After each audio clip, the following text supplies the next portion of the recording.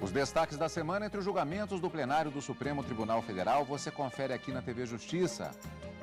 É o Plenárias que está começando agora.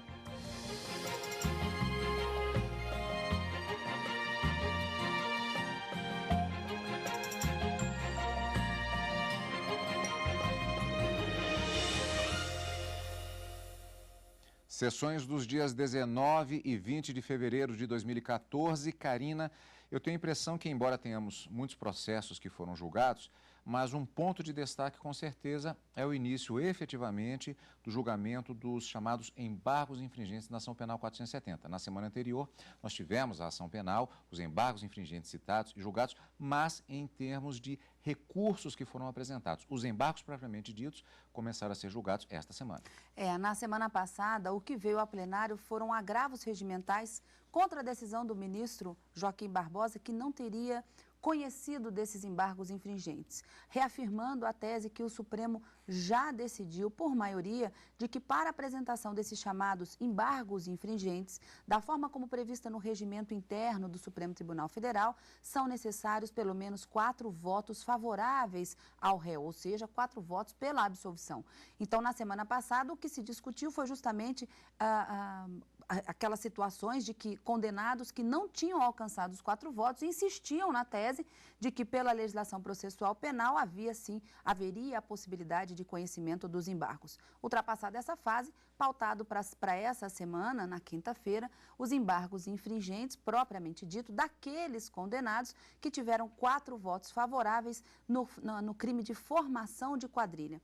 Nesses embargos, todos eles, a relatoria do ministro Luiz Fux, e eu diria que o grande destaque da semana, sem dúvida alguma, foi o começo desse julgamento, que pode mudar, a depender do resultado desses embargos, que nós vamos ver na semana que vem, porque já está prometida a continuidade do julgamento, pode impactar no quanto de pena cada um desses condenados que entraram com esses embargos deverão cumprir no total, na soma total das penas que foram aplicadas na ação penal 470. Então, sem dúvida, o início desse julgamento dos embargos é o grande destaque da semana no plenário do Supremo. E como se dá exatamente, como se dão esses impactos, nós vamos ver ainda nessa edição do Plenárias.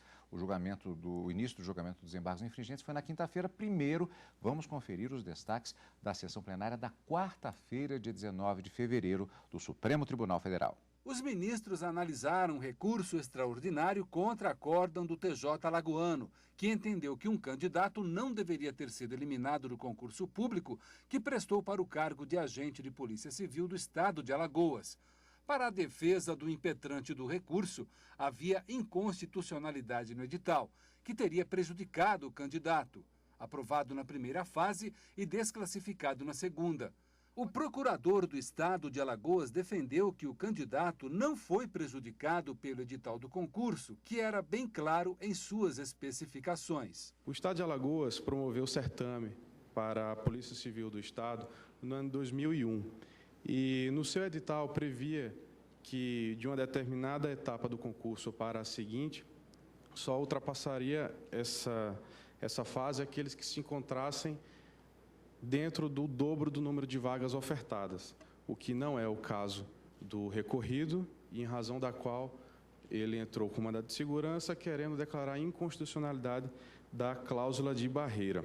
O advogado do candidato alegou que muitos concursos públicos não têm critérios bem definidos. O que nós temos percebido é que falta na regulamentação e o regime jurídico dos concursos públicos está sendo implementado via jurisprudência, via entendimento jurisprudencial, e não permite, na perspectiva subjetiva dos candidatos, o controle, ministro Celso de Mello, do intercognitivo valorativo adotado pelo Estado para o estabelecimento desses critérios em concurso público. Com base na cláusula de barreira que determina a eliminação do candidato que não teve bom desempenho no concurso ou em alguma de suas fases, o relator, ministro Gilmar Mendes, votou pelo provimento do recurso. Ele justificou que os concursos, pelo acentuado número de candidatos, têm de ter uma fase de afunilamento. Caso contrário, dificultaria a operacionalidade do processo de seleção. O denominado afunilamento de candidatos no decorrer das fases do concurso viabiliza a investidura em cargo público com aprovação em concurso de provas ou de provas de títulos, obedecendo aos princípios da legalidade, impessoalidade, moralidade, publicidade e eficiência. Na petição inicial do mandado de segurança, o impetrante pondera que a não participação do candidato em alguma etapa ou fase do certame impossibilita sua nomeação e lhe nega o direito de obter título que poderia ser aproveitado em outro concurso que venha a participar. Entretanto, cabe frisar que, embora a aprovação em concurso público possa ser aceita como título em alguns editais, em alguns concursos, o objetivo princípio do concurso não é o fornecimento de titulação aos seus participantes, mas o preenchimento de vagas existentes no serviço público pelos candidatos, né, com maior qualificação, atendendo assim às necessidades da administração. Nesse ponto, observo ainda que as cláusulas de barreira, desde que fundadas em critérios de discrime adequados, como analisado, além de não infringir o princípio da igualdade, são imprescindíveis para a viabilização do próprio concurso, a sua operacionalização, a sua funcionalidade. Observamos que, comumente, o exame psicotécnico e o curso de formação constituem etapas dispendiosas dos concursos e, por isso, a administração costuma estabelecer cláusula de barreira antes dessa fase. Dentro dessa perspectiva financeira e de eficiência administrativa, seria desarrazoado permitir que um número imprevisível de candidatos, ainda que classificados, realizasse o referido exame, considerando a limitação de vagas previstas no edital. Desde que fundarem critérios de discriminação, de discrimen adequados, as cláusulas de barreira podem justificar-se com base na consecução desses fins por parte da administração pública, isto é, com fundamento na realização eficiente e eficaz dos certames públicos. Outra situação comum de previsão de cláusula de barreira em editais são as notas de corte da prova objetiva, que estabelece que, entre os não eliminados, terá sua prova discursiva avaliada apenas número predeterminado de candidatos, considerando-se o custo operacional do concurso. Nesse ponto, destacamos que o expediente não constitui apenas uma medida operacional fundada em questões financeiras, mas também na limitação de recursos humanos presente na maioria dos concursos. A restrição de participantes da etapa discursiva é medida, muitas vezes, necessária à adequada correção das provas pela comissão avaliadora do concurso dentro dos prazos estabelecidos pelo edital para a publicação dos resultados de cada fase. O voto do relator foi seguido pelos demais ministros por unanimidade. Na segunda parte da sessão, os ministros analisaram todas as ações diretas de inconstitucionalidade da pauta do dia, entre elas uma do governo do estado do Amazonas, que questionava um convênio assinado com o CONFAS, junto com as secretarias de Fazenda do Distrito Federal e de outros estados. Entre outros itens, o convênio exclui o açúcar de cana do benefício de não incidência do imposto sobre circulação de mercadorias e serviços na remessa para comercialização ou industrialização na Zona Franca de Manaus. Com base na Constituição Federal, o governo do Amazonas entendia que não é permitido ao CONFAS legislar sobre matéria tributária relacionada à Zona Franca de Manaus. Os ministros julgaram inconstitucionais os convênios assinados com o CONFAS em 1990. A sessão plenária desta quarta-feira ela teve algumas curiosidades. Normalmente é um dia dedicado a uma quantidade variada de temas analisados pelos ministros, diferente da quinta-feira, que normalmente é dedicada à matéria penal. Nesta quarta-feira, especificamente, nós tivemos essencialmente um tema relacionado a serviço público, mas diversos subtemas em uma grande maioria de ações diretas de inconstitucionalidade que foram julgadas, com exceção de um recurso extraordinário, que foi exatamente aquele relacionado a tema concurso público. E um outro tema de destaque também, esse do ICMS. Quer dizer, na verdade, nós tivemos uma grande variedade de subtemas em julgamento na sessão plenária da quarta-feira. Embora a pauta tivesse composta pela maioria de ações diretas de inconstitucionalidade, em que, na sua maioria, todas foram julgadas ou parcialmente procedente ou procedentes, elas atacavam, no caso dessa do ICMS, no estado do Amazonas, atacavam alguns convênios firmados pelo CONFAS e secretarias de Estado de Finanças e que previa essa isenção, na verdade, o pagamento de ICMS em determinados produtos nessa Zona Franca de Manaus. E os ministros acabaram por unanimidade julgando esses convênios inconstitucionais porque todos os produtos da Zona Franca de Manaus teriam a isenção da cobrança desse ICMS. Foi um julgamento até muito rápido, a ministra Carmen Lúcia é sempre muito clara, os ministros acabaram acompanhando por unanimidade. Em outras ações diretas de inconstitucionalidade, julgadas ou procedentes ou parcialmente procedentes, havia uma peculiaridade também. Na grande maioria delas, atacavam dispositivos das constituições estaduais dos estados que foram atacados aqui nessas ações diretas de inconstitucionalidade. Então, o poder constituinte derivado decorrente, que nós chamamos, né, na didática constitucional, nós falamos dessas constituições estaduais, desse poder constituinte dos estados, legislar dentro do seu próprio território, ter a sua própria Constituição estadual. Alguns dispositivos foram declarados inconstitucionais pelo Supremo ainda na quarta-feira. E eu diria que o destaque maior na quarta teria sido o recurso extraordinário com repercussão geral reconhecida e que falava da cláusula de barreira prevista em concursos públicos. Ela é constitucional ou ela é inconstitucional?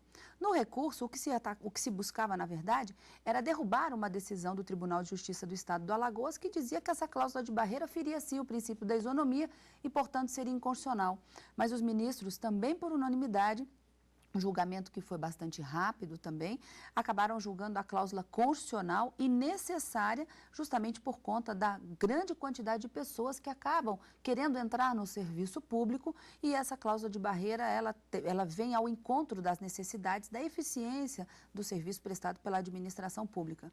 O Procurador-Geral da República afirmou, durante a sua sustentação oral, de que essa cláusula ela é necessária e não fere o princípio da isonomia, porque as regras são elas são genéricas, elas são abstratas, elas são prévias, elas são de conhecimento de todos os candidatos. Então, no momento que você vai se submeter a uma prova no concurso público, o edital, ele traça quais são as diretrizes e as regras. Então, o ministro Gilmar Mendes disse, nós temos a fase de eliminação, em que existe uma nota de corte mínima que você tem que alcançar, caso contrário, você sequer vai para a segunda fase. E normalmente nessa fase de eliminação tem, para alguns concursos, a fase de aptidão física também, que ela é aplicada, e depois tem a cláusula de barreira, e que vai estabelecer, é justamente esse o ponto que se discutia aqui, a cláusula de barreira, ela vai permitir que apenas um determinado número de pessoas avance para a segunda fase, justamente para que aqueles que tenham obtido a melhor classificação possam continuar no concurso, no certame. A alegação aqui é de que o candidato teria sido prejudicado e teria sido violado o princípio da igualdade na medida em que ele teria obtido a nota mínima para ser aprovado para a segunda fase, mas não estaria dentro daquele número X previsto no edital para a classificação na segunda, e isso para ele violava o princípio da isonomia.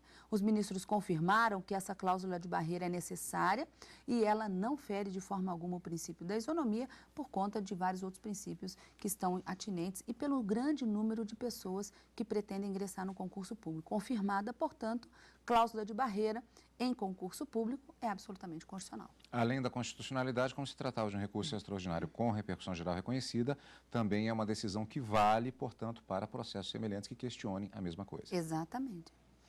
Destaque, portanto, da sessão plenária desta quarta-feira. Vamos agora para a sessão da quinta-feira, dia 20 de fevereiro de 2014. O plenário do Supremo Tribunal Federal começou a julgar naquela sessão os embargos infringentes de 5 condenados na ação penal 470. Os advogados pediram a absolvição quanto ao crime de formação de quadrilha. Já o Procurador-Geral da República argumentou que as provas foram suficientes, sim, para a condenação. No início da sessão, o ministro Luiz Fux, relator dos embargos infringentes da ação penal 470, sugeriu a leitura dos relatórios dos 5 recursos previstos na pauta do dia e que fossem feitas as sustentações dos advogados dos condenados.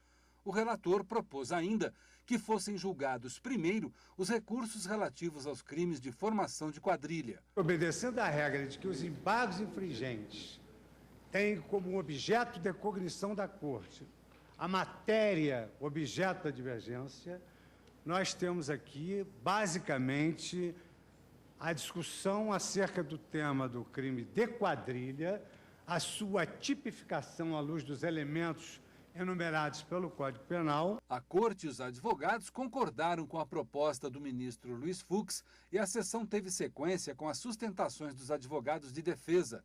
O advogado de José Dirceu e a defesa de Cátia Rabelo argumentaram que as provas contidas na AP 470 não são suficientes para levar à condenação de seus clientes por formação de quadrilha. As provas não demonstram terem os acusados se organizado de forma criminosa, com estabilidade e permanência, para o específico fim de cometer crimes, praticando o delito tipificado no artigo 288 do Código Penal. O voto condutor fundamenta ainda a condenação por quadrilha, fazendo referência à unidade de desígnios e divisão de tarefas que seria própria de uma quadrilha organizada. Mas, senhores ministros, eu gostaria de ressaltar aqui que acordo de vontades e divisão de tarefas não são elementos exclusivos de uma associação criminosa. Os advogados de José Genuíno e Delúbio Soares se apoiaram no fato dos 4 votos favoráveis aos condenados no julgamento da ação penal e acreditam que isto pode levar à mudança dos votos contrários naquela ocasião. O acusado Delúbio Soares, na verdade, ele se associou na Constituição do Partido dos Trabalhadores.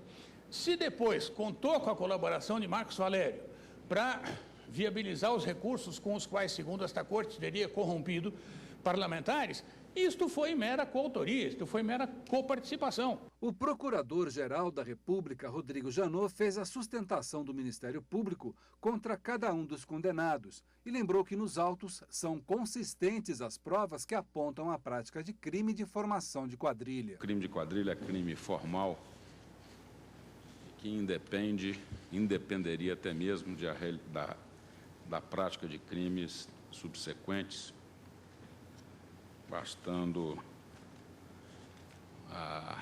a organização permanente, organizada, com vistas à prática de delitos. Ao concluir, o Procurador-Geral da República acentuou que o Ministério Público Federal mantém o desprovimento dos recursos. O presidente do Supremo, ministro Joaquim Barbosa, consultou os demais ministros e decidiu continuar o julgamento na próxima quarta-feira. Pois é, Karina, então, só reforçando, nós tivemos na sessão plenária desta quinta-feira a apresentação do relatório do ministro Luiz Fux nestes 5 embargos infringentes referentes ao crime de formação de quadrilha. Na sequência, as sustentações orais, incluindo também a apresentação dos argumentos no plenário do Procurador-Geral da República.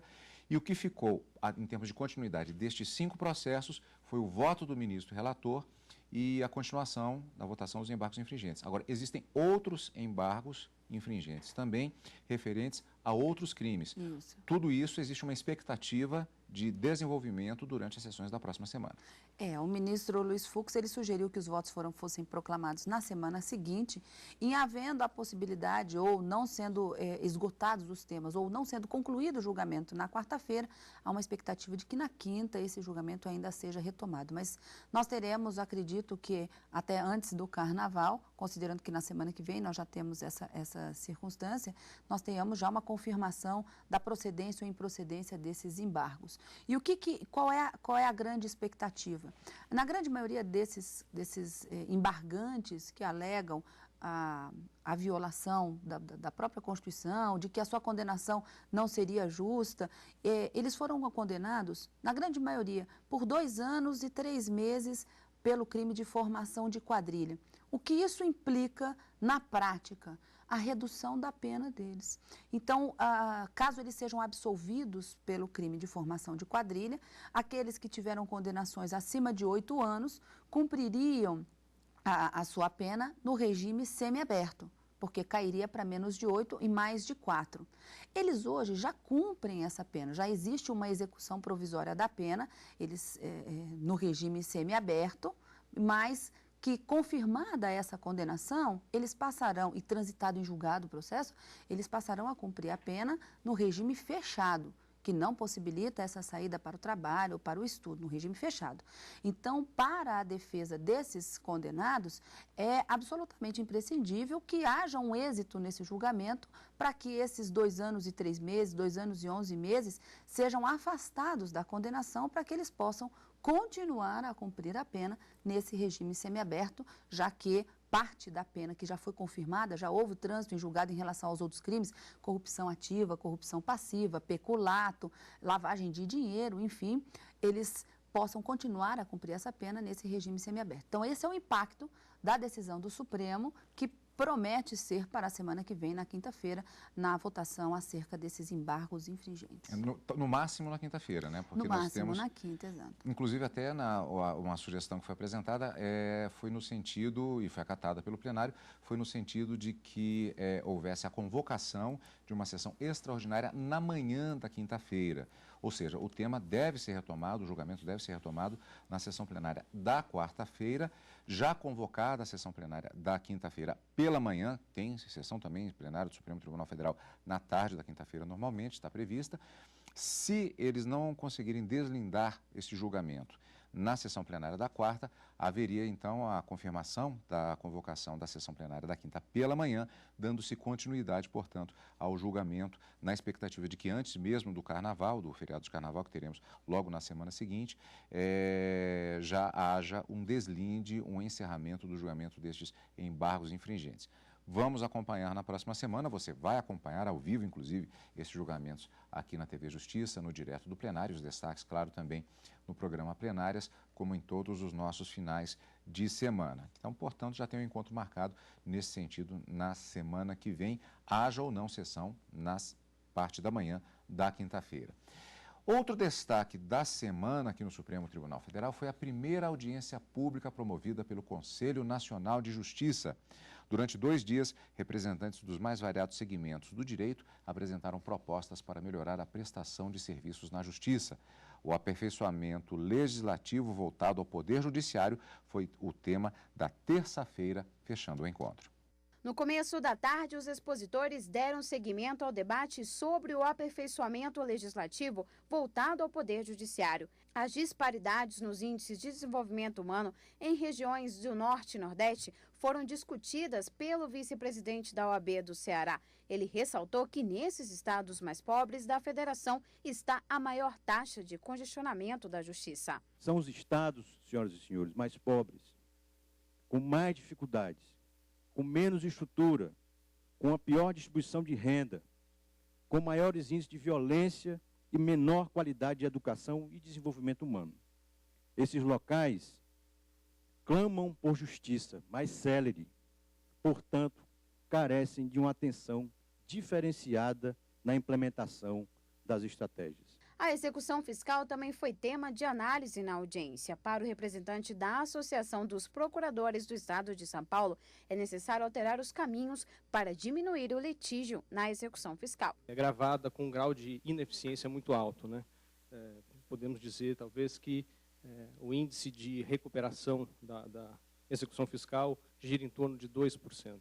Mudanças também na execução fiscal foram defendidas pelo Procurador da Fazenda Nacional. 5 medidas, 2 administrativas, 2 legislativas e 1 de moralidade política, deveriam ser adotadas, segundo ele. O procurador também apontou dados sobre a demanda de ações, onde 6,8 milhões de processos judiciais de execução fiscal tramitaram em 2013. 6,8 milhões de processos judiciais, número consolidado de 2013. Porém, conta com 0,6 servidor de apoio por procurador da Fazenda Nacional. Virtualmente não temos carreira de apoio. Outro tema abordado foi a alteração no modelo atual da Justiça Eleitoral. A presidente do TRE do Rio Grande do Sul disse que em 8 décadas de atuação da Justiça Eleitoral, o país tem se tornado referência nos processos eleitorais. Levamos 2 horas para declarar os resultados das eleições que envolveram 130 milhões de eleitores no ano de 2012, a um custo inferior a R$1 por eleitor.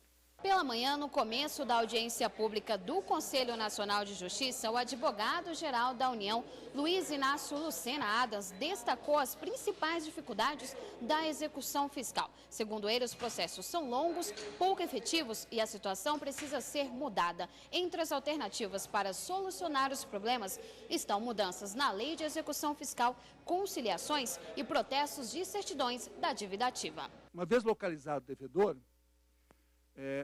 gasta-se 1 ano para localizar e penhorar algum bem. Dá uma ideia do que gasta-se de fato no âmbito do Poder Judiciário e também na administração pública, se está associada a esse trabalho, para a realização e efetivação de uma cobrança, de um crédito que tem um princípio de legalidade e legitimidade já previsto, já admitido. Já o presidente da Ordem dos Advogados do Brasil defendeu a valorização dos magistrados, transparência e planejamento no judiciário. Ele acredita que para dar mais celeridade aos processos, seria ideal que os tribunais funcionassem em 2 turnos. A justiça tem que entender que o funcionamento em 2 turnos vai ao encontro de sua própria dignidade.